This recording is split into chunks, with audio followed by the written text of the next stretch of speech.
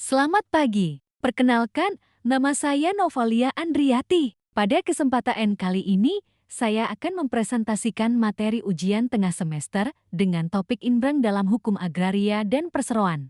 Tujuan pembelajaran kali ini adalah agar kita bisa memahami apa itu Inbrang, dasar hukumnya, prosedur dan syaratnya, serta konsekuensi hukum yang muncul. Selain itu, kita juga akan melihat tantangan atau masalah yang sering muncul dalam praktik inbrang di Indonesia.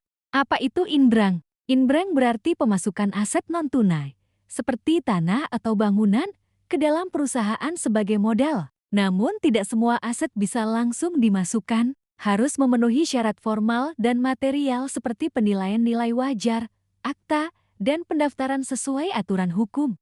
Landasan hukumnya ada dua.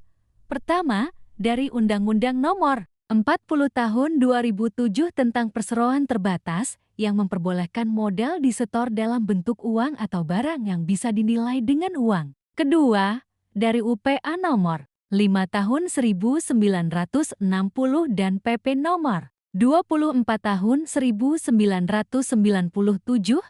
yang mengatur bahwa pemasukan tanah harus dibuat dalam akta oleh PPAT dan didaftarkan ke BPN.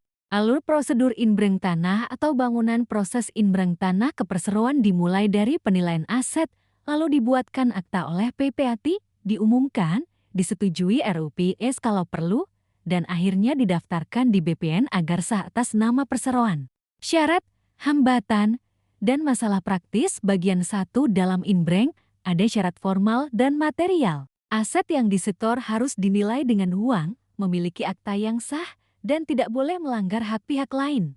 Hambatan praktis dalam praktiknya, ada beberapa hambatan.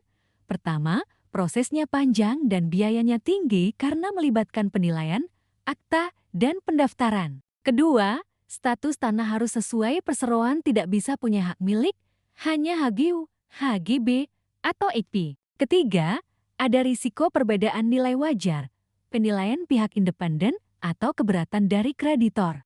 Masalah hukum kalau prosedur tidak dipenuhi, bisa muncul masalah hukum seperti peralihan hak yang tidak sah, lemahnya kepastian hukum, dan potensi sengketa antara hukum agraria dan hukum perusahaan.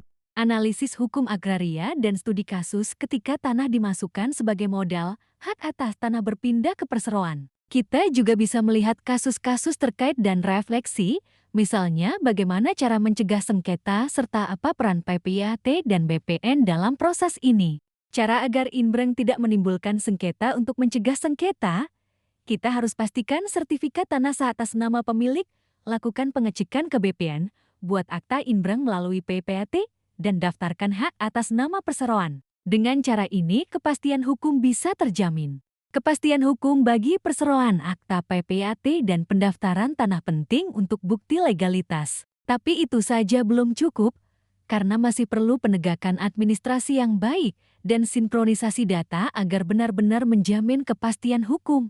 Peran PPAT dan Kantor Pertanahan. PPAT berperan membuat akta inbrang dan memeriksa keabsahan tanah serta identitas pihak terkait. Sedangkan Kantor Pertanahan atau BPN bertugas mendaftarkan peralihan hak dan menerbitkan sertifikat baru atas nama perseroan. Keduanya menjaga kepastian hukum dalam proses inbrang. Perbandingan internasional. Kalau dibandingkan dengan sistem internasional seperti di Eropa dan Amerika, mereka menyebutnya contribution in kind. Prosesnya lebih sederhana karena fokus pada penilaian finansial dan perlindungan pasar modal. Sedangkan Indonesia lebih kompleks karena melibatkan dua sistem hukum, agraria dan perseroan. Kesimpulannya, sistem Indonesia memang lebih rumit, tapi tujuannya sama seperti negara lain, yaitu memastikan legalitas dan keadilan dalam penyertaan modal non-tunai ke dalam perusahaan.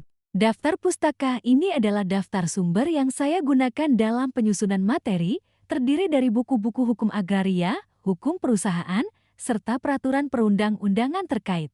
Sekian presentasi dari saya tentang inbrang dalam hukum agraria dan perseroan. Terima kasih.